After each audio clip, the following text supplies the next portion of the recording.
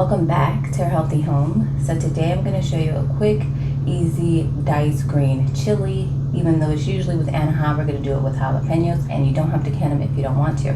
So let's get right onto the recipe. Welcome back to our healthy home.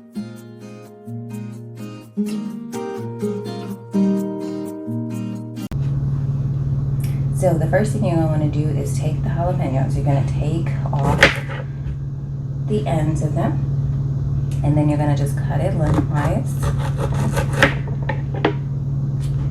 And you're going to want just the jalapenos. You don't want any of the inside white, and you don't want any seeds because it'll be hot enough on its own. And I guess you could keep some of the insides if you want to. Now you could wait to do this after they roast, because we're going to preheat the oven to 450, and we're just going to lay them out. You don't need to grease the pan, and you don't want to do that because with canning you don't want any oil that can stop a seal. So you could do this afterwards if you want to. Once they're nice and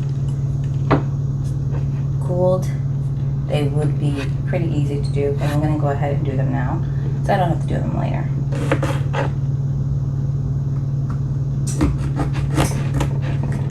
And so this is just a recipe where you pretty much use as much as you have. I'm just going to try to, my goal was just to fill up a baking sheet.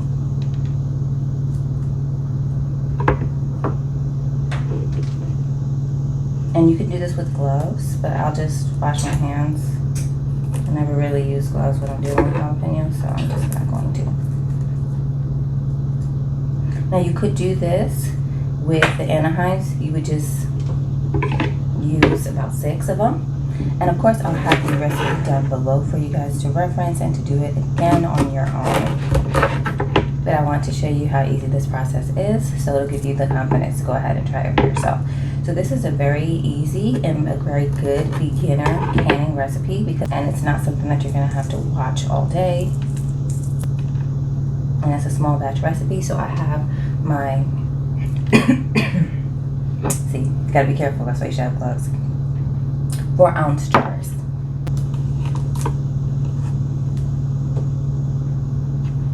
And of course with canning you always want the prime ingredients, so the fresher the better.